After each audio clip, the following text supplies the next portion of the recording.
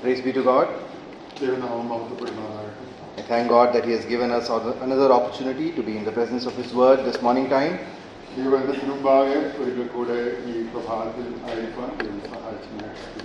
And God has given us this great time that we can be in His presence with joyful hearts as well.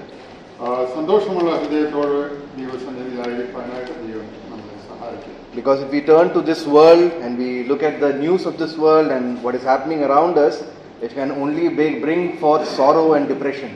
But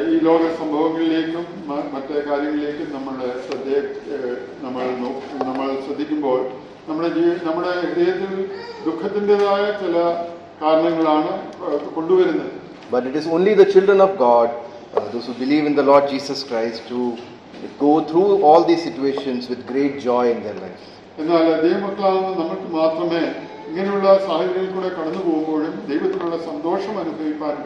Because we are the disciples of the Lord Jesus Christ. And it is not because of any merit that we have. But as we were reminded today morning, it is only because of the grace of God.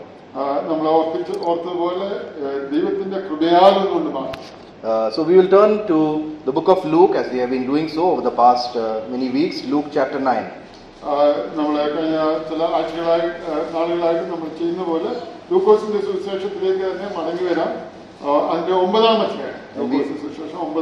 And we'll read from verse 57 to verse 62.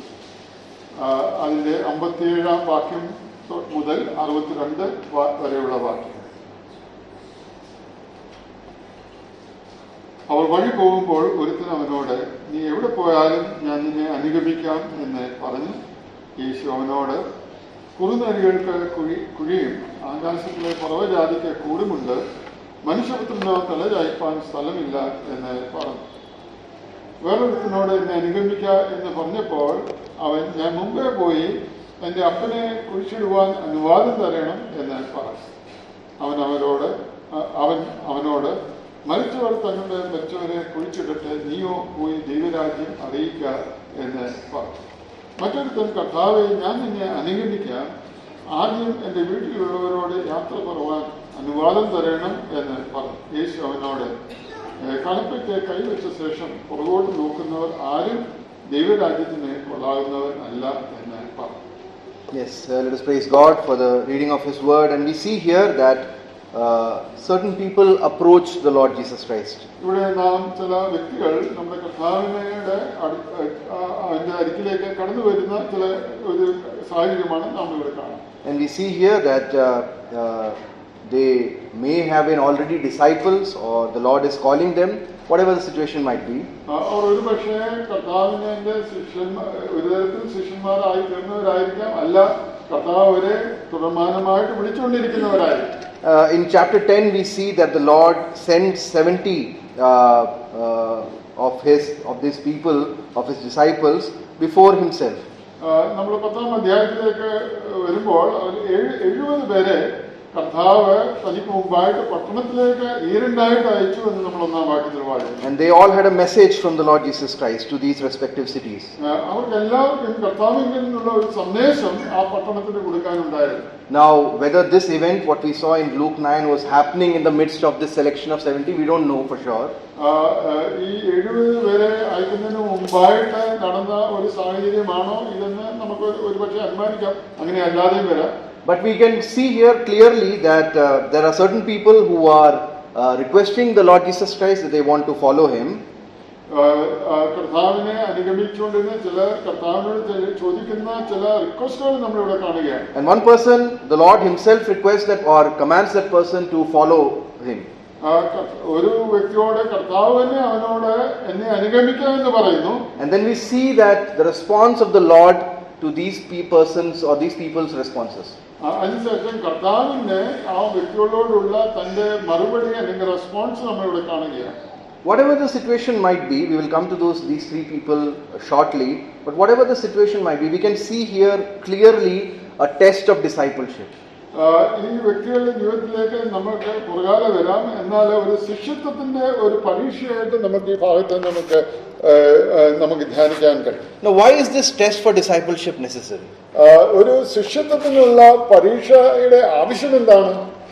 Because many times when I think about assurance of salvation, പലപ്പോഴും രക്ഷയുടെ ഭദ്രതയെക്കുറിച്ച് ഞാൻ ചിന്തിക്കുമ്പോൾ, and we know that there are certain groups which do not teach about assurance of salvation. നമുക്കറിയാം ചില വ്യക്തികൾ അല്ലെങ്കിൽ ചില ഒരു വിശ്വാസ സമൂഹം ആ അഷുറൻസിനെ കുറിച്ച്, ഭദ്രതയെക്കുറിച്ച് അവർ പഠിപ്പിക്കുന്നില്ല അല്ലെങ്കിൽ വിശ്വസിക്കുന്നില്ല.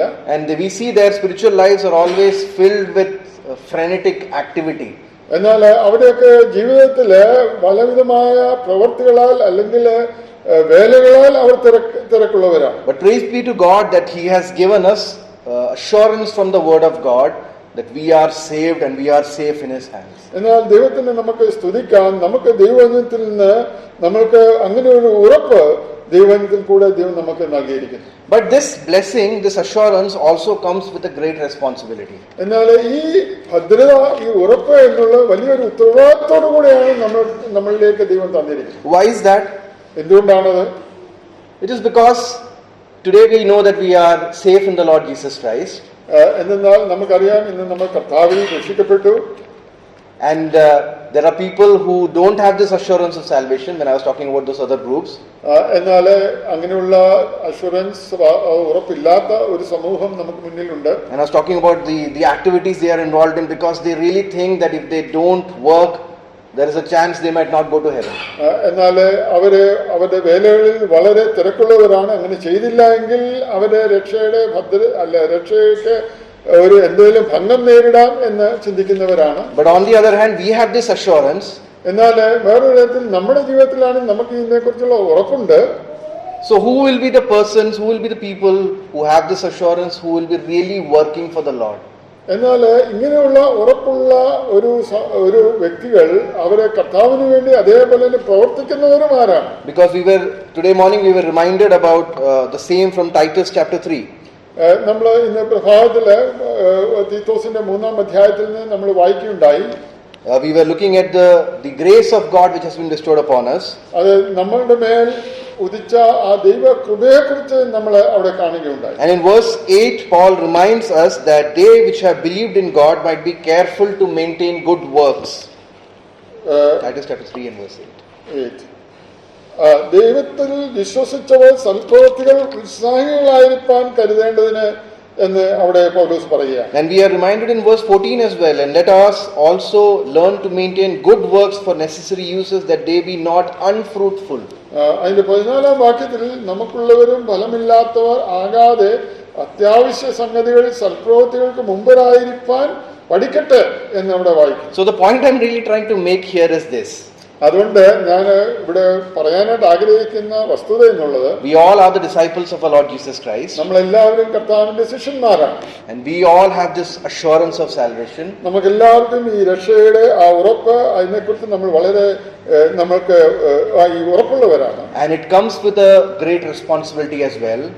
അത് വളരെ ഒരു ഉത്തരവാദിത്വത്തോടു കൂടിയാണ് നമ്മളിലേക്ക് ദൈവം ഈ രക്ഷയെ തന്നിരിക്കുന്നത്. Why? എന്തെന്നാൽ because when we do the fruitful works which the scripture commands us to, ഈ ദൈവം നമ്മളോട് പറഞ്ഞിരിക്കുന്ന ഈ സൽപ്രവൃത്തികൾ നമ്മൾ ചെയ്യുമ്പോൾ, it is not because we want to get into heaven. ഇത് നമ്മൾ സ്വർഗ്ഗരാജ്യത്തിലേക്കുള്ള ഒരു പ്രവേശനത്തിന് വേണ്ടിയല്ല നാം ഈ പ്രവൃത്തികൾ ചെയ്യുന്നത്. It is because we truly love God. എന്നാൽ നേരെ മറിച്ച് നമ്മൾ വാസ്തവമായിട്ട് കർത്താവിനെ സ്നേഹിക്കുന്നു എന്നുള്ളതിന്റെ ഒരു പ്രവൃത്തിയാണ്. Because as an example given by a servant of God, ഒരു ദേവദാസൻ കൊടുത്ത ഒരു ഉദാഹരണം ഇങ്ങനെയാണ്. I still remember, I think it was Brother George Matthew. George Mathew പറഞ്ഞ ഒരു ഉദാഹരണമാണ് എന്ന് ഞാൻ കരുതുന്നു. He talked about those who have the assurance of salvation being like government servants. രക്ഷയുടെ ഭദ്രതയെക്കുറിച്ച് അറിയുന്ന വിശ്വാസികൾ ഒരു ഗവൺമെന്റ് ഓഫീസിൽ ജോലി ചെയ്യുന്നവരെ പറയാം. They know their job is secure. അവർക്കറിയാം അവരുടെ ജോലി അവർ ഉറപ്പുള്ളതാണ്. So whether they do their work or not, it doesn't matter. They will have their salary for till the time they retire. അതുകൊണ്ട് അവർ ജോലി ചെയ്താലും ഇല്ലെങ്കിലും അവർ റിട്ടയർ ആകുന്നവരെ അവർക്ക് ശമ്പളം കിട്ടിക്കൊണ്ടിരിക്കും എന്ന് അവർക്കറിയാം. But those who don't have this assurance, എന്നാൽ അങ്ങനെ ഉറപ്പില്ലാത്തവർ, maybe working in a private office or in a private service, അവര് ഒരു പക്ഷേ പ്രൈവറ്റ് ഓഫീസിലൊക്കെ ജോലി ചെയ്യുന്നവരോട് നമുക്ക് ഉപമിക്കാം. they know that if they don't work, they'll be thrown out anytime. അവര് work ചെയ്തില്ല, നന്നായി വേല ചെയ്തില്ല, അവരെ ഏത് സമയത്തും ഓഫീസിൽ നിന്ന് പറഞ്ഞുവിടാം. So who will you describe as a good government servant? അതുകൊണ്ട് ആരെയാണ് നല്ലൊരു ഗവൺമെന്റ് ഉദ്യോഗസ്ഥൻ എന്ന് ആരെയാണ് നിങ്ങൾക്ക് പറയുവാൻ കഴിയുന്നത്? The person who knows that his job is secure, his position is secure. അത് അങ്ങനെ ഒരു വ്യക്തി തന്റെ ജോലി ഉറപ്പാണ് എന്ന് വിശ്വസിക്കുന്ന ഒരു വ്യക്തിയാണോ? Yet he does his work faithfully.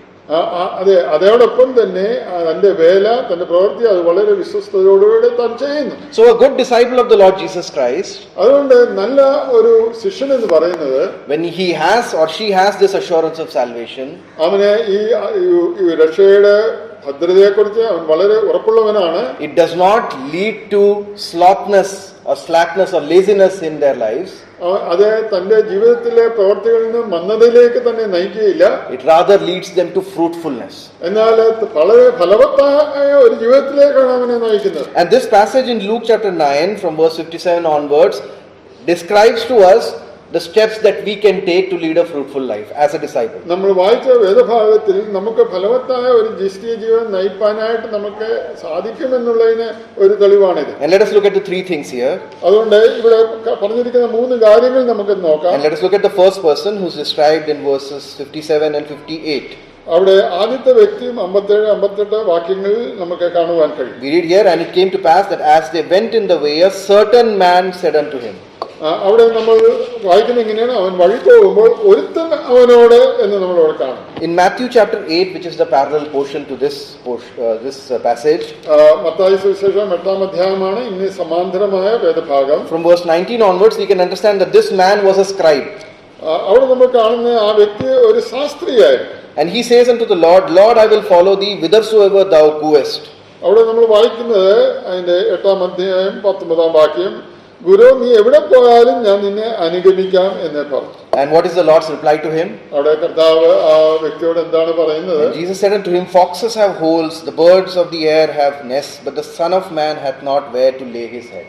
അവിടെ 20-ാം വാക്യം, യേശു അവനോട് കുറുനരികൾക്ക് കുഴികളും ആകാശത്തിലെ പറവകൾക്ക് കൂടുകളുമുണ്ട്, മനുഷ്യപുത്രനോ തലചായ്പാൻ ഇടമില്ല എന്ന് പറഞ്ഞു. Now we can understand the request that the scribe makes. ഇവിടെ ആ ശാസ്ത്രി പറഞ്ഞ റിക്വസ്റ്റ് എന്തായിരുന്നു? He certainly was a learned man. അവന് വളരെ പഠിപ്പുള്ള ഒരു വ്യക്തിയാണ്. And in all probability he would have been a person with a good standing in the society, probably well to do as well. അവന് സമൂഹത്തിൽ വളരെ ഒരു ഉന്നത സ്ഥാനമുള്ള ഒരു വ്യക്തിയാണ്. Because scribes were ascribed such positions in those days. അവര് ശാസ്ത്രിമാർ എന്നാണ് വിളിക്കപ്പെട്ടത്. And so he sees the things which are happening around him. He sees the things which are happening around him. അവന് ചുറ്റുമുള്ള കാര്യങ്ങൾ, നടന്നുകൊണ്ടിരിക്കുന്ന കാര്യങ്ങൾ അവൻ കണ്ടുകൊണ്ടിരിക്കുകയാണ്. He sees the great works which the Lord Jesus Christ has done. അവൻ കർത്താവ് ചെയ്ത അത്ഭുത കാര്യങ്ങളെയൊക്കെ അവൻ കണ്ടു. He sees the big crowd which is following the Lord Jesus Christ. കർത്താവിനെ അനുഗമിക്കുന്ന വലിയൊരു പുരുഷാരത്തെ അവൻ കണ്ടു. And looking at all these things, he makes certain calculations. ഇതൊക്കെ കണ്ടുകൊണ്ട് തന്റെ ജീവിതത്തിൽ ചില കണക്കുകൂട്ടലുകൾ അവൻ ചെയ്തു. And he thinks that the best thing to do, considering all these things, is to follow this person. അതുകൊണ്ട് അവൻ വിചാരിച്ചു തനിക്ക് ചെയ്യാവുന്ന ഏറ്റവും ഉത്തമമായ കാര്യം ഈ ഗുരുവിനെ അനുഗമിക്കുക എന്നുള്ളതാണ്. And we can see here, in all probability, this was maybe an intellectual decision, a decision which he made with his brain. അതുകൊണ്ട് അവൻ എടുത്ത ഈ തീരുമാനം എന്നുള്ളത് അവന്റെ സ്വയമായിട്ടുള്ള ബുദ്ധിയിൽ നിന്ന് എടുത്ത തീരുമാനമാണ്. Because he would have also seen that this is a person who is not an ordinary person, this Jesus Christ. അതെ, ഈ കർത്താവ്, ഈ യേശു എന്ന ഈ മനുഷ്യൻ ഒരു സാധാരണ വ്യക്തിയല്ല. And he is talking about a kingdom to come. അവനൊരു വരുന്ന ഒരു രാജ്യത്തെ കുറിച്ച് അവൻ പറയുന്നുണ്ട്. And he has this following, this group of 12 disciples very close to him. അതെ, ഇവനെ അനുഗമിക്കുന്ന 12 ശിഷ്യന്മാരുടെ ഒരു കൂട്ടമുണ്ട്. They will certainly get a position. The disciples themselves are always thinking of that, what position we will get. അതെ, അവർക്ക് നല്ലൊരു പദവി കർത്താവ് കൊടുക്കും. ഈ ശിഷ്യന്മാരും അങ്ങനെയാണ് കണക്ക് കൂട്ടിയത്. So this person is thinking that maybe I'll get something out of that as well. അതുകൊണ്ട് ഈ വ്യക്തി അങ്ങനെ, അതുപോലെ എനിക്കും ഒരു പദവി കിട്ടും എന്നായിരിക്കാം ആ വ്യക്തിയും ചിന്തിച്ചത്. Now most of this is imagination. It is not really given here in the scriptures. അതെ, ഇതൊക്കെ നമ്മുടെ ചിന്തകളാണ്. അത് ദൈവവചനത്തിൽ അങ്ങനെ പറഞ്ഞിട്ടില്ല. But we see here from the response of the Lord Jesus Christ that we are heading in the right direction. എന്നാൽ കർത്താവ് ഈ വ്യക്തിക്ക് കൊടുത്ത മറുപടി എന്താണ്? Because this tells us that we are heading in the right direction. We are thinking correctly about this man. അതെ, അത് നമ്മൾ ഈ വ്യക്തിയെക്കുറിച്ച് നമ്മൾ ചിന്തിക്കുന്ന കാര്യങ്ങൾ റൈറ്റ് ഡയറക്ഷനിലാണ് എന്ന് അവിടെ കാണുകയാണ്. Because the response of the Lord is like this. അവിടെ കർത്താവിന്റെ റെസ്പോൺസ് പ്രകാരമാണ്. Have you really thought well about this? അതെ, കർത്താവിനോട് ചോദിക്കുകയാണ്, നീ ഇതിനെക്കുറിച്ച് വാസ്തവമായിട്ട് കാര്യമായിട്ട് ചിന്തിച്ചോ? Have you really thought through? അതെ, നീ ഇതിനെക്കുറിച്ച് വാസ്തവമായിട്ട് അത് എന്റെ പന്നത ഫലങ്ങളെ കുറിച്ച് നിങ്ങൾ കണ്ടോ? This is where I am. ഇത് ഇവിടെയാണ് ഞാൻ ഇപ്രകാരമാണ് ആയിരിക്കുന്നത്. Foxes have holes. അതെ, അവിടെ കുറുനരികൾക്ക് കുഴികളുണ്ട്. An ordinary animal who lives on the land. അത് ഒരു സാധാരണ മൃഗങ്ങൾ, ഈ ഭൂമിയിൽ ജീവിക്കുന്ന മൃഗങ്ങൾ, all that fox needs to do is dig a hole in the ground and live there with his family. കുറുനരികളൊക്കെ കുഴി ഒഴിച്ച് തന്റെ മറ്റുള്ള മൃഗങ്ങളോട് ഒരുമിച്ച് അവിടെ പാർക്കുന്നു. And look at the birds of the air. ആകാശത്തിലെ പറകളെ നോക്കുക. All they need is a tree. അവർക്കൊരു വൃക്ഷം ആവശ്യമുണ്ട്. And they can build a nest. അവർക്ക് കൂടുണ്ടാക്കാം. And they can live there together. അവർക്ക് ഒരുമിച്ച് അവിടെ പാർക്കാം. But look at the Son of Man. എന്നാൽ മനുഷ്യപുത്രനെ നോക്കുക. This is the title which the Lord gives himself, and we know it is repeated across the Gospels. ഇവിടെ കർത്താവ് തനിക്ക് എടുത്ത title ഇപ്രകാരം, മനുഷ്യപുത്രൻ. The Son of God became the Son of Man. അതെ, ദൈവപുത്രൻ മനുഷ്യപുത്രനായിട്ട് തീർന്നു. And the Son of Man has come into this world. He has emptied himself. അവിടെ ആ മനുഷ്യപുത്രൻ ഈ ലോകത്തിലേക്ക് വന്നപ്പോൾ അവൻ തന്നെത്താൻ ഒഴിച്ചു. And yes, he does not have a place to lay his head.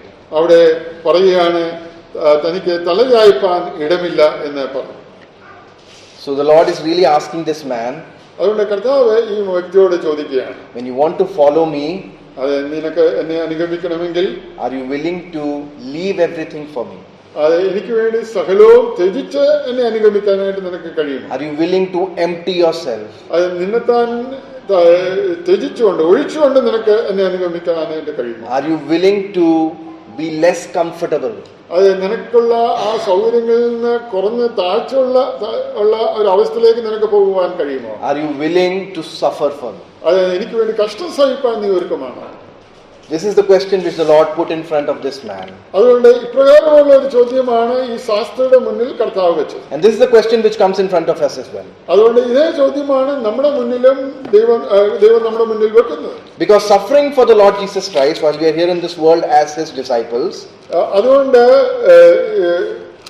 because suffering for the Lord Jesus Christ is not optional. കർത്താവിന് വേണ്ടി കഷ്ടം സഹിക്കുക എന്നുള്ളത് ഓപ്ഷനായിട്ട് ഒരു തെരഞ്ഞെടുപ്പ് എന്നുള്ള നിലയിലല്ല. It is something that is given to us. അത് നമുക്ക് തന്നിരിക്കുന്നതാണ്. Philippians chapter 1 and verse 29. Let us turn to that. Philippians chapter 1 and verse 29. Philippi ലേഖനം 1-ാം അധ്യായത്തിന്റെ 29-ാം വാക്യം. Here we read like this: For unto you it is given in the behalf of Christ not only to believe on him but also to suffer for his sake.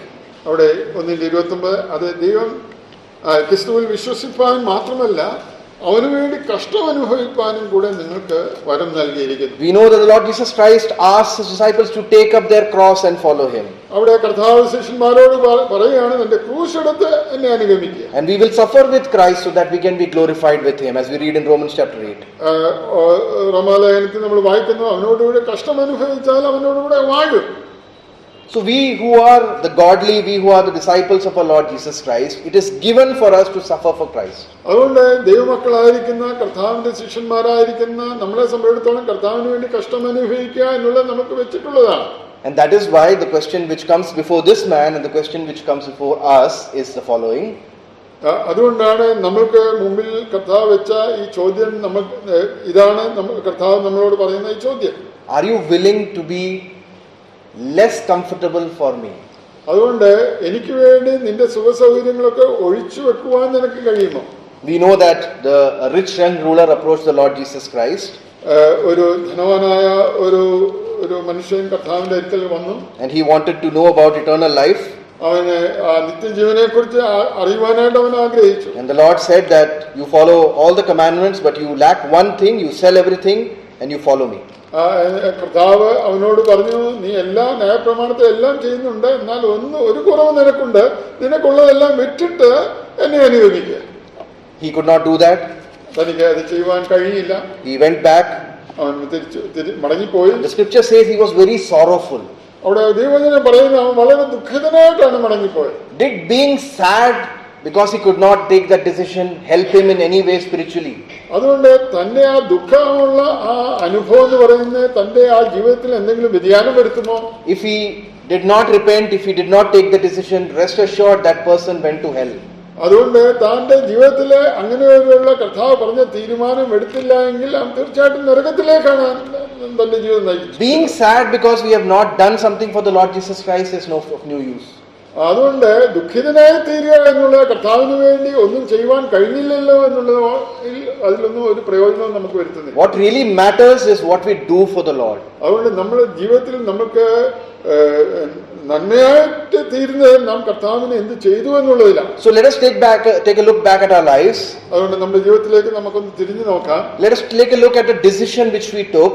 നമ്മുടെ ജീവിതത്തിൽ എടുത്ത തീരുമാനങ്ങളെ നമുക്കൊന്ന് ഓർക്കാം. And especially those decisions അതുകൊണ്ട് ആ പ്രത്യേക അങ്ങനെയുള്ള തീരുമാനങ്ങൾ which made our lives less comfortable for the Lord Jesus Christ. We took those decisions for the Lord Jesus Christ which made our lives less comfortable. അതെ, നമ്മുടെ ജീവിതത്തിലെടുത്ത തീരുമാനങ്ങൾ നമ്മുടെ ജീവിതത്തിലുള്ള കംഫർട്ടബിൾ ആയിട്ടുള്ള അവസ്ഥയിൽ നിന്ന് നമുക്ക് കുറച്ച അനുഭവത്തിലേക്ക് പോകാൻ ഏത് തീരുമാനങ്ങളാണ് നാം എടുത്തത്? Because if we look across the scriptures, നാം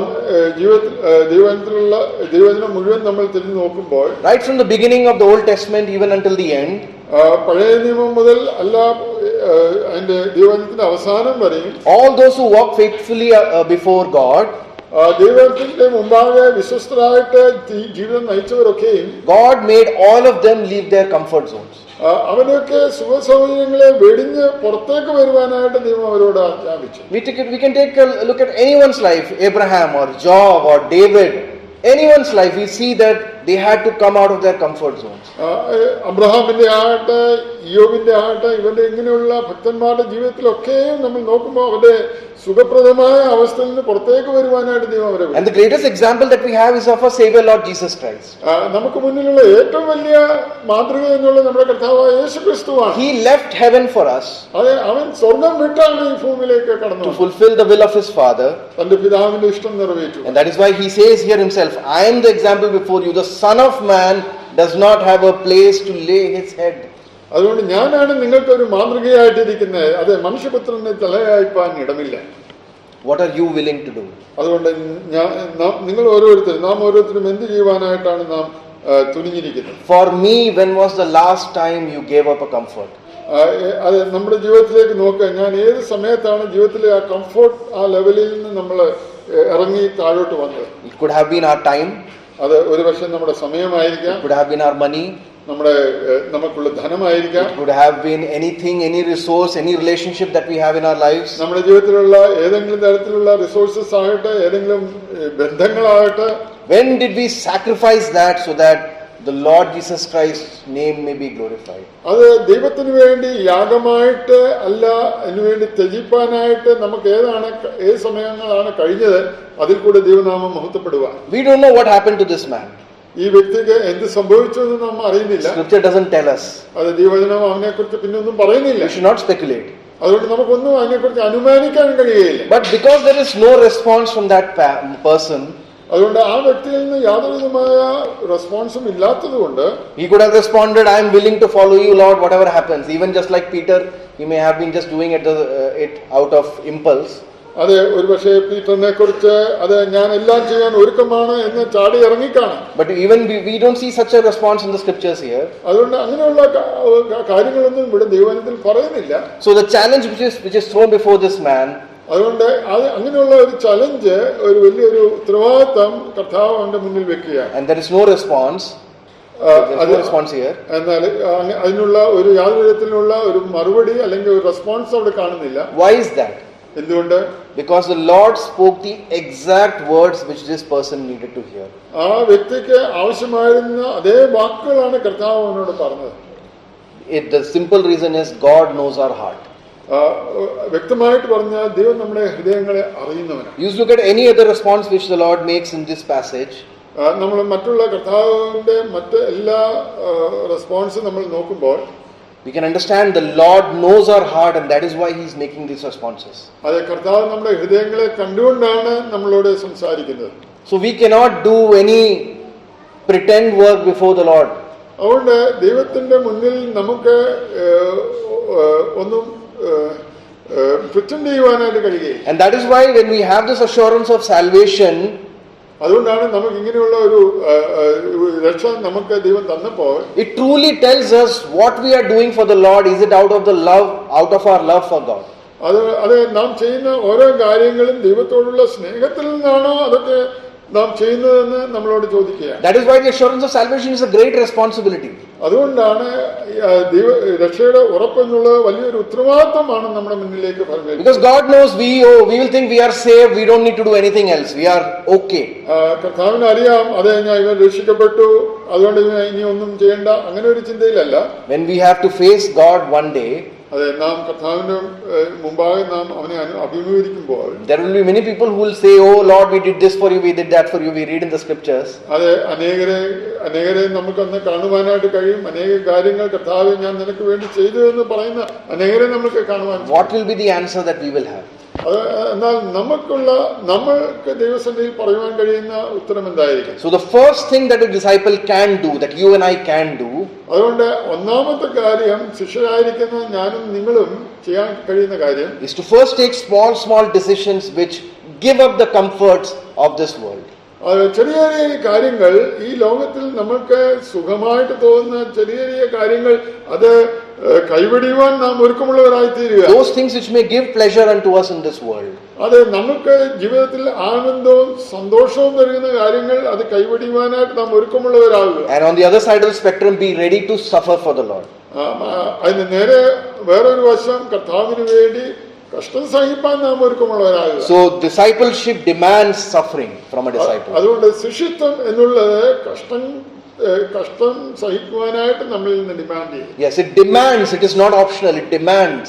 അത് നമ്മളിൽ നിന്ന് ദൈവം ആഗ്രഹിക്കുന്നതാണ്, അതൊരു ഓപ്ഷനല്ല. We'll turn to the next person here. അവിടെ രണ്ടാമത്തെ വ്യക്തിയിലേക്ക് നമുക്ക് തിരിയും. And verses 59 and 60. 59-60 വാക്യം. And he said unto another, follow me. അവിടെ വായിക്കുകയാണ്, ഈശോയുടെ വേറൊരുത്തനോട് എന്നെ അനുഗമിക്കുക എന്ന് പറഞ്ഞു. We see the invitation comes from the Lord himself. ഇവിടെ കർത്താവിൽ നിന്നാണ് ആ ഇൻവിറ്റേഷൻ വരുന്നത്. Maybe this person was standing next to the first person. ഈ വ്യക്തി ഒരുപക്ഷെ മറ്റേ മുമ്പ് കണ്ട ആ വ്യക്തിയുടെ അടുത്ത് നിൽക്കുന്നവനായിരിക്കാം. And the Lord, while after speaking to him, immediately turns to this person and says, follow me.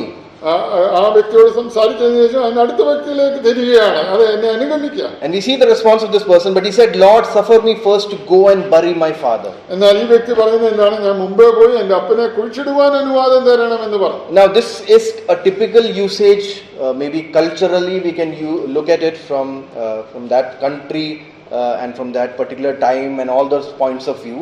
We can look at it and analyze it culturally.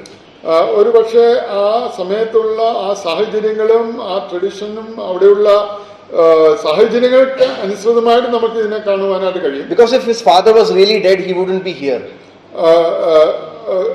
ഒന്ന് നമ്മൾക്ക് മനസ്സിലാക്കുവാൻ കഴിയുന്ന, അവന്റെ പിതാവ് മരിച്ചെങ്കിൽ അവനിവിടെ കാണുമായിരുന്നില്ല. He would have been at his home, because in the Jewish tradition it is a very important time, not only in Jewish tradition, anywhere, but especially in Jewish tradition, to do all these things honoring the dead. Jewish tradition അനുസരിച്ച് ആ മരിച്ച ആ വ്യക്തിക്ക് അനുയോജ്യമായ നിലയിൽ ചെയ്യുവാനായിട്ട് അവൻ ബാധ്യസ്ഥനാണ്. So he would not be really here, but he is talking about something else. അതുകൊണ്ട് അവന്റെ പിതാവ് മരിച്ചുവെങ്കിൽ അവനിവിടെ കാണുകയില്ല, എന്നാൽ അവനിവിടെ പറയുന്നത് വേറൊരു കാര്യമാണ്. When his father will die, അതെ, തന്റെ പിതാവ് മരിക്കുമ്പോൾ there will be certain responsibilities which he will have to fulfill. അത് തനിക്ക് ചില ഉത്തരവാദിത്തങ്ങളൊക്കെ ചെയ്തു തീർക്കേണ്ടതായിട്ടുണ്ട്. But he will also receive an inheritance from his father. അത് മാത്രമല്ല, തന്റെ പിതാവിൽ നിന്ന് വലിയൊരു അവകാശവും തനിക്ക് ലഭിക്കും. So he is looking at the responsibilities towards his family, but also the inheritance which he is supposed to receive. അതുകൊണ്ട് അവനിവിടെ കാണുന്നത് തനിക്കുള്ള ഉത്തരവാദിത്തത്തെ മാത്രമല്ല കാണുന്നത്, തനിക്കുള്ള അവകാശവുമാണ് അവൻ കാണുന്നത്. And he is concerned about that. അതുകൊണ്ട് അവൻ അതിനെക്കുറിച്ച് വിചാരമുള്ളവനാണ്. Why is he concerned about that?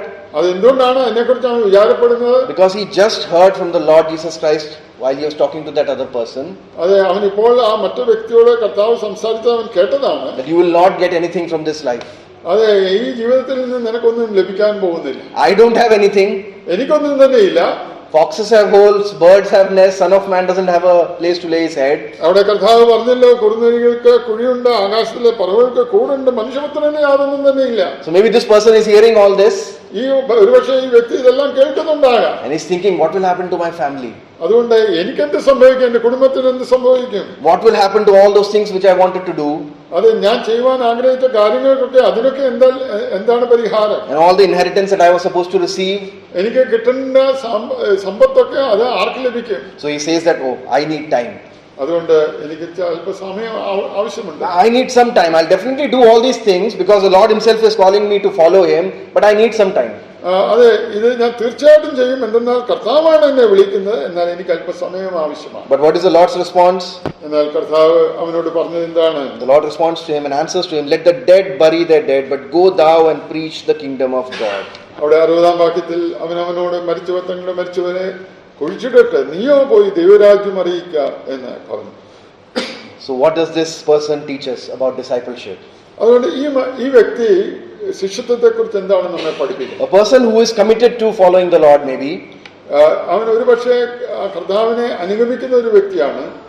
but we see here that he demands that time be given unto him. ഇവിടെ കർത്താവ് നമ്മളിൽ നിന്ന് ഡിമാൻഡ് ചെയ്യുന്ന അവനെ നമ്മളുടെ സമയം കൊടുക്കുക എന്നുള്ളതാണ്. Person wants time. To take a decision.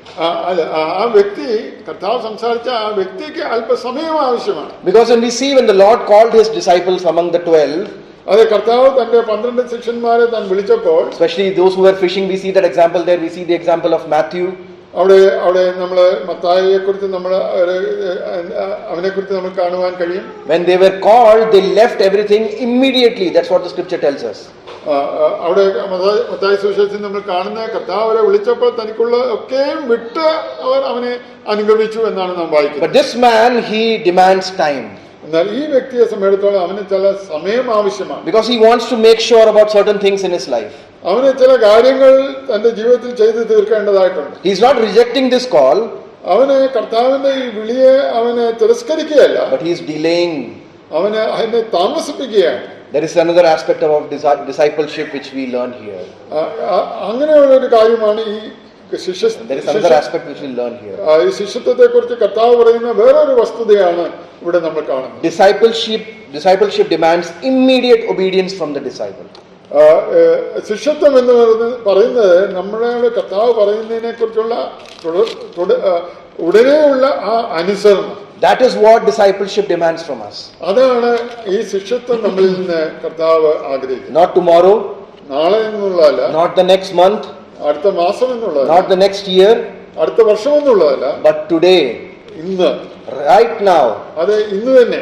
That is what the scripture demands from us. അതാണ് ദൈവവചനം നമ്മളിൽ നിന്ന് ഡിമാൻഡ് ചെയ്യുന്നത്. We cannot hold back on obeying the Lord Jesus Christ. കർത്താവിനെ അനുസരിക്കുക എന്നുള്ളത് നമുക്ക് മാറ്റിവെക്കാവുന്ന ഒരു കാര്യമല്ല. Why is that?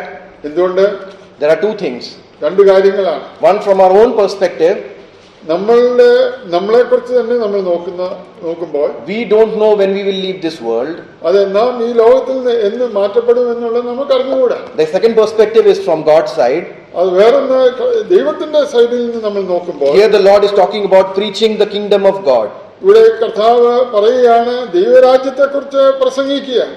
And that is why we see from the perspective of God, it talks about the urgency of the gospel. അതെ, ആ സുവിശേഷം എത്രയും വേഗം അറിയിക്കുക എന്നുള്ള കർത്താവിന്റെ ആ അർജൻസിയാണ് നമ്മൾ ഇവിടെ. Because we don't know when the Lord will come. അതെ, കർത്താവ് എന്ന് വരുമെന്നുള്ളത് നമ്മൾ അറിയുന്നില്ല. So if we don't have this certainty, അതുകൊണ്ട് അതിനെക്കുറിച്ച് ഉറപ്പില്ലാത്തത് കൊണ്ട് it requires urgency from our side. അതുകൊണ്ട് നമുക്ക് അതിനെ ത്വരിതപ്പെടുത്തേണ്ടത് ആവശ്യമാണ്. We cannot think like this. നമുക്ക് ഇങ്ങനെ ഒരു പക്ഷേ ചിന്തിക്കാൻ കഴിയില്ല. Oh, then after a year I will do something for the Lord. This is things I will do for the Lord. അതെ, ഒരു വർഷത്തിന് ശേഷം ഞാൻ ഈ കാര്യങ്ങളൊക്കെ ചെയ്യാമെന്ന് നമ്മൾക്ക് ഇങ്ങനെ ചിന്തിക്കാം. Or a few years down the line, when I have these things set in my life, sure in my life, then I'll do these things for the Lord. അതെ, നമ്മുടെ ജീവിതത്തിൽ എൻ്റെ ജീവിതത്തിൽ ചില കാര്യങ്ങളൊക്കെ സെറ്റ് ആയതിനു ശേഷം ഞാൻ ഈ കാര്യങ്ങളൊക്കെ ചെയ്യാം. Or when I have more time in my life, I will do things for the Lord. Right now I don't have time. അതെ, എനിക്ക് കൂടുതൽ സമയം സാവകാശമൊക്കെ ലഭിക്കുമ്പോൾ ഞാൻ ഈ കാര്യങ്ങൾ ചെയ്യാം. എന്നാൽ ഇപ്പോൾ എനിക്ക് അല്പം തന്നെ സമയമില്ല. The word of God tells us that discipleship demands immediate obedience. എന്നാൽ ദൈവവചനം നമ്മളോട് പറയുന്ന കാര്യം എന്തെന്നാൽ ശിഷ്യത്വം എന്നുള്ളത് നമ്മൾ ഉടനെയുള്ള അനുസരണം എന്നുള്ളതാണ്. Tomorrow this opportunity might not be there. നാളെ ഒരു പക്ഷേ ഈ ഇങ്ങനെയുള്ള ഓപ്പർച്യൂണിറ്റി നമുക്കില്ല എന്ന് വരാം. What are we doing about the word which is coming unto us today? നമുക്ക് മുന്നിൽ ഇപ്പോൾ വരുന്ന വചനത്തെക്കുറിച്ച് നമ്മൾ എന്താണ് ചെയ്യാൻ പോകുന്നത്? So as we saw first, discipleship demands suffering. ആദ്യം നമ്മൾ കണ്ടത് ശിഷ്യത്വം എന്നുള്ളത് അത് ക്രിസ്തുവിന് വേണ്ടി കഷ്ടം അനുഭവിക്കുക എന്നുള്ള കർത്താവ് നമ്മൾ ഇന്ന് ആഗ്രഹിക്കുന്നു. Discipleship demands immediate obedience. രണ്ടാമത് നമ്മൾ കണ്ടത് ശിഷ്യത്വം എന്നുള്ളത് ഉടനെയുള്ള അനുസരണ മനോഭാവമാണ്. And we see the third aspect about discipleship in verses 61 and 62. മൂന്നാമത്തെ കാര്യം എന്നുള്ള 61, 62 വാക്യങ്ങൾ നാം We വായിക്കുന്നു. see here, and another also said, Lord, I will follow thee, but let me first go bid them farewell, which are at home at my house. And Jesus said unto him, No man having put his hand to the plough and looking back is fit for the kingdom of God. 61, 62 വാക്യങ്ങൾ. മറ്റൊരുത്തൻ, കർത്താവേ, ഞാൻ നിന്നെ അനുഗമിക്കാം, ആദ്യം എന്റെ വീട്ടിലുള്ളവരോട് യാത്ര പറയുവാൻ അനുവാദം തരണം എന്ന് പറഞ്ഞു. യേശു അവനോട്, കലപ്പയ്ക്ക് കൈവച്ച ശേഷം പുറകോട്ട് നോക്കുന്നവൻ ആരും ദൈവരാജ്യത്തിന് കൊള്ളാകുന്നവനല്ല എന്ന് പറഞ്ഞു. We see here that this is a person who says, I will follow you, Lord. ഇവിടെ ഇങ്ങനെയുള്ള ഒരു വ്യക്തിയാണ് നാം കാണുന്നത്. അവൻ പറയുകയാണ്, ഞാൻ നിന്നെ അനുഗമിക്കും, but I want to go to my home first. എന്നാൽ ഞാൻ എന്റെ വീട്ടിലേക്ക് ഒന്ന് പോയിട്ട് വരുവാനായിട്ട് ആഗ്രഹിക്കുന്നു. And I want to say a goodbye to all of my maybe relatives, my friends, and those who are in my family. എന്റെ വീട്ടിലുള്ള എന്റെ ബന്ധുജനങ്ങളോടൊക്കെ യാത്ര പറഞ്ഞിട്ട് ഞാൻ മടങ്ങി വരാം. We may really think, what is wrong with this? നാം ഒരു പക്ഷേ ചിന്തിക്കാം, ഇതിൽ എന്താണ് തെറ്റുള്ളത്? Bidding farewell to their family, it's not really something which is wrong. അത് തന്റെ കുടുംബത്തിലുള്ള മറ്റുള്ളവരോട് യാത്രയൊക്കെ പറഞ്ഞതിന് ശേഷം വരിക എന്നുള്ളത് യാതൊരു തെറ്റുമില്ല എന്ന് നാം ചിന്തിക്കാം. He may be on this journey with the Lord Jesus Christ for a long time, so it is okay, should be okay for him to go back to his home. അത് ഇനി വലിയ ഒരു യാത്രയിലെ കർത്താവിനോട് കൂടെ യാത്ര ചെയ്യേണ്ടവനാണ്. അതുകൊണ്ട് വീട്ടിൽ പോയി എല്ലാവരോടും യാത്ര പറഞ്ഞിട്ട് വരിക, അതിലെന്താണ് തെറ്റ്? But yet the Lord's response seems to be a little harsh. ഇവിടെ കർത്താവിന്റെ ആ മറുപടി എന്നുള്ള അല്പം കടുപ്പമുള്ളതായിട്ട് നമുക്ക് തോന്നിയെന്ന് വരാം. The Lord does not give any other explanation. കർത്താവ് ഇവിടെ മറ്റു യാതൊരു എക്സ്പ്ലനേഷനും ഇവിടെ കൊടുക്കുന്നില്ല. The Lord says, no man having put his hand to the plough and looking back is fit for the kingdom of God. ഇവിടെ കർത്താവ് പറയുന്നത്, കലപ്പയ്ക്ക് കൈവച്ച ശേഷം പുറകോട്ട് നോക്കുന്നവൻ ആരും ദൈവരാജ്യത്തിന് കൊള്ളാകുന്നവനല്ല. So he is giving an example from the life which they would understand, a man who is working in his field. ഇവിടെ കർത്താവ് അവർക്ക് മനസ്സിലാകുന്ന നിലയിലുള്ള ഒരു ഉദാഹരണം അവിടെ കൊടുക്കുകയാണ്. This man is plowing in his field. ഒരു മനുഷ്യൻ അവൻ വയലിൽ ഉഴുതുകയാണ്. He is making the field ready for the seeds to be sowed. അവിടെ വയലിനെ വിത്തുകൾ പാകുന്ന നിലയിൽ ആ വയലിനെ തയ്യാറാക്കുകയാണ്.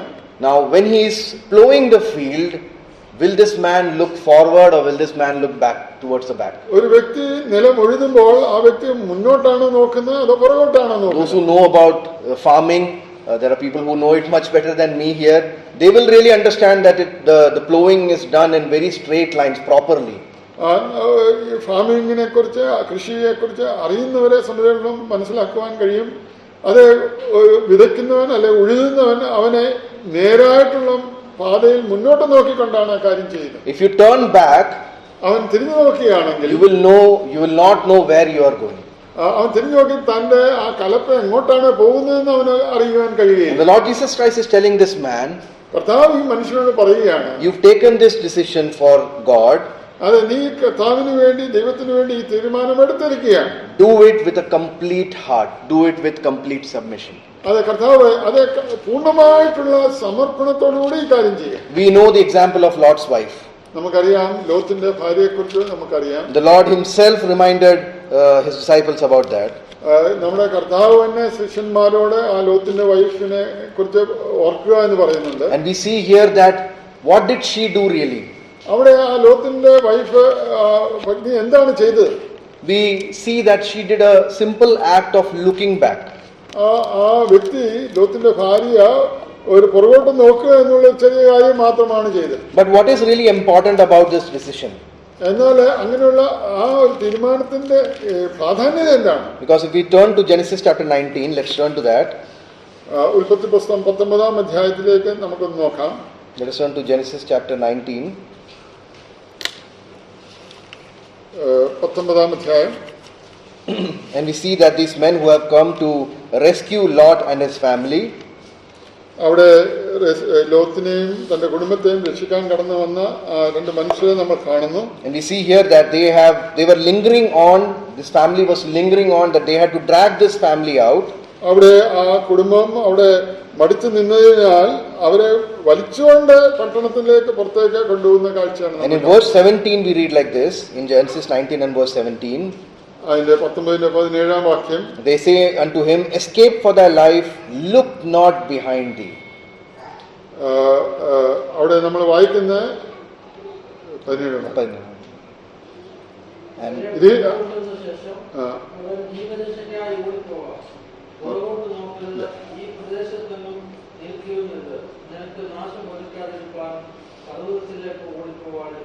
Yes, the scripture tells the angels warn this person, look not behind thee. ഇവിടെ മനുഷ്യർ അല്ലെങ്കിൽ ആ ദൂതർ അവരോട് പറയുന്നത് പുറകോട്ട് നോക്കരുത്. A very clear command is given here. ഇവിടെ വളരെ വ്യക്തമായിട്ടുള്ള ഒരു കമാൻഡ് അവിടെ ഇത് അവർക്ക് കൊടുക്കുകയാണ്. Your focus should be to run. നിന്റെ ശ്രദ്ധ എന്നുള്ളത് മുന്നോട്ട് നോക്കിക്കൊണ്ട് ഓടുക. We are all running this great race. നാം എല്ലാവരും വലിയൊരു ഓട്ടത്തിലാണ്. Have you ever seen a runner participating in the Olympics who is running while looking behind? ആരെങ്കിലും നമ്മൾ ഒളിമ്പിക്സോ അങ്ങനെയുള്ള മത്സരത്തിൽ ആരെങ്കിലും പുറകോട്ട് നോക്കിക്കൊണ്ട് ആരെങ്കിലും ഓടുന്നത് നിങ്ങൾ കണ്ടിട്ടുണ്ടോ? There will be, you will call that runner stupid because he is running looking backwards. അവനെ ഒരു മൂഢൻ എന്നുള്ള നിലയിലായിരിക്കും നാം അവനെ വിളിക്കുന്നത്. എന്തെന്നാൽ അവൻ പുറകോട്ട് നോക്കിയാണ് ഓടുന്നത്. And that is why the Lord Jesus Christ himself here is giving the example. If you put your hand to the plow, there is no looking back. അതുകൊണ്ടാണ് കർത്താവ് ഈ മനുഷ്യനോട് പറയുന്നത്, നീ കലപ്പയ്ക്ക് കൈ വെച്ച് കഴിഞ്ഞാൽ പിന്നെ നീ പുറകോട്ട് നോക്കുവാൻ. Discipleship demands complete submission. അതുകൊണ്ട് ശിഷ്യത്വം എന്ന് പറയുന്നത് പൂർണ്ണമായിട്ടുള്ള സമർപ്പണമാണ്. We cannot put our hands on the plow and look backwards. അത് കലപ്പയ്ക്ക് കൈ വെച്ചതിന് ശേഷം നമുക്ക് പുറകോട്ട് നോക്കുവാൻ കഴിയില്ല. It symbolizes a life which is of full surrender.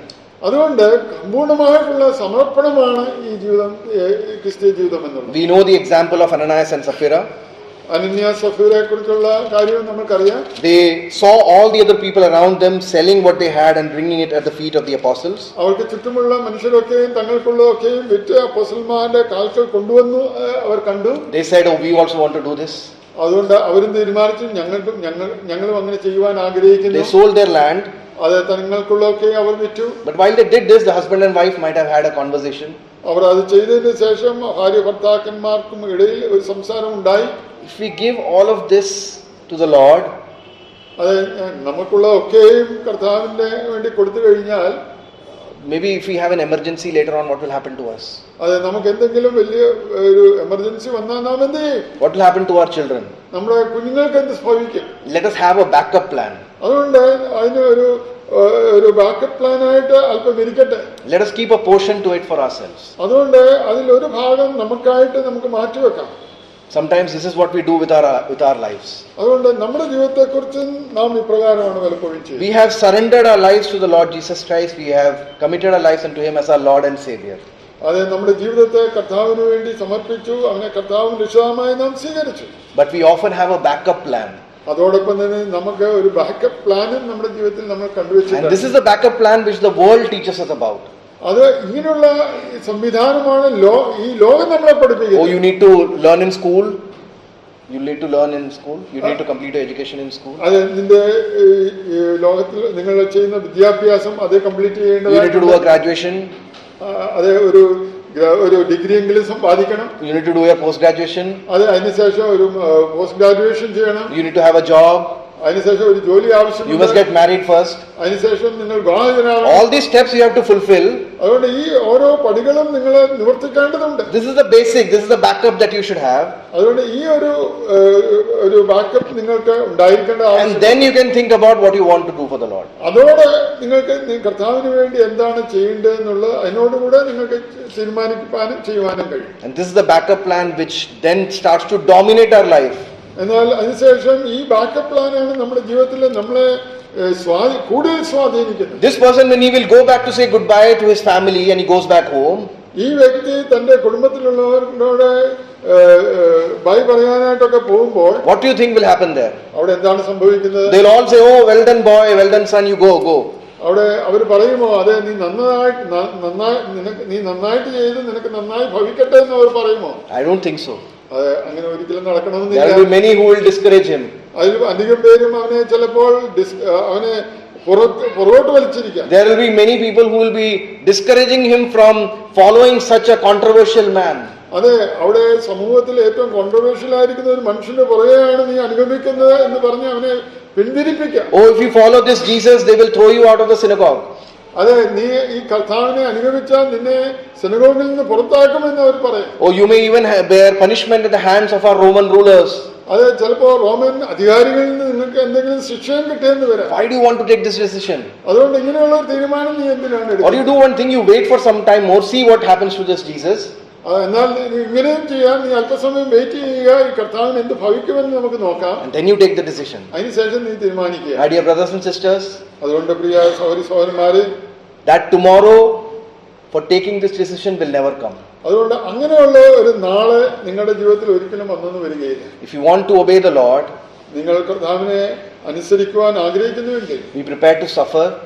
നീ കർത്താവിന് ഒരു കഷ്ടം സഹിപ്പാൻ നീ Be ഒരുക്കമുള്ളവനായിരിക്കണം. prepared to do it immediately. അത് ഉടനെ തന്നെ നിങ്ങൾ അനുസരിക്കേണ്ടത് And be ആവശ്യമാണ്. prepared to do it completely. അത് സമ്പൂർണ്ണമായിട്ട് ചെയ്യേണ്ടത് ആവശ്യം. Half-hearted efforts are nothing before the Lord.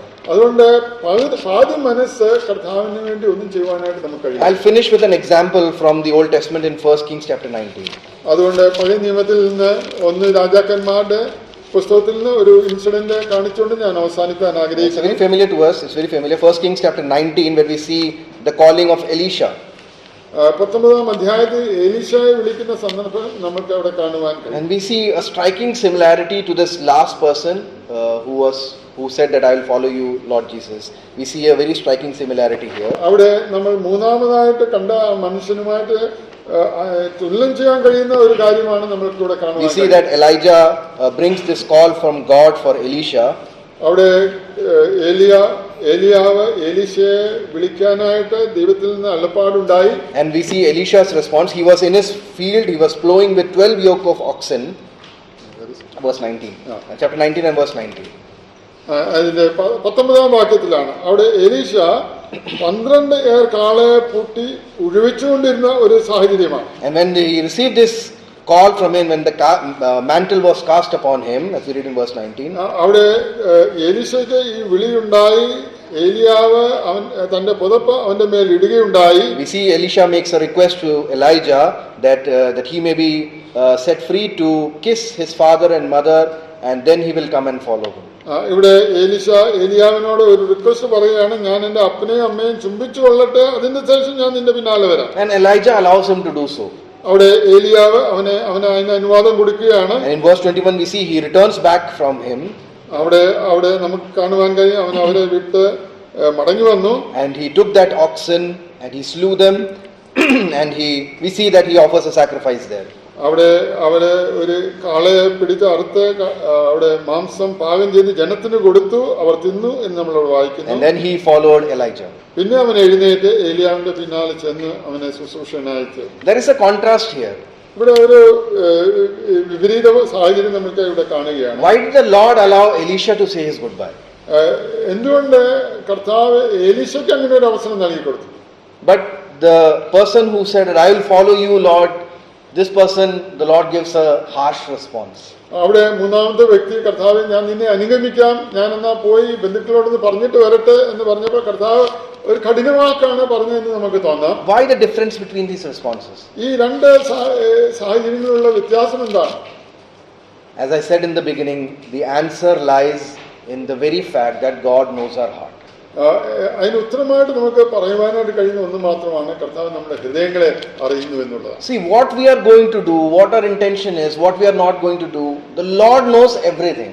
നാം എന്താണ് ചെയ്യാൻ പോകുന്നത്, നമ്മുടെ ഹൃദയത്തിലുള്ള അതിന്റെ പിന്നിലുള്ള ഉദ്ദേശം എന്താണ്, ഇതെല്ലാം കർത്താവ് നമ്മുടെ ഹൃദയങ്ങളെ കാണുന്നവനാണ്. See, we can fool the people around us.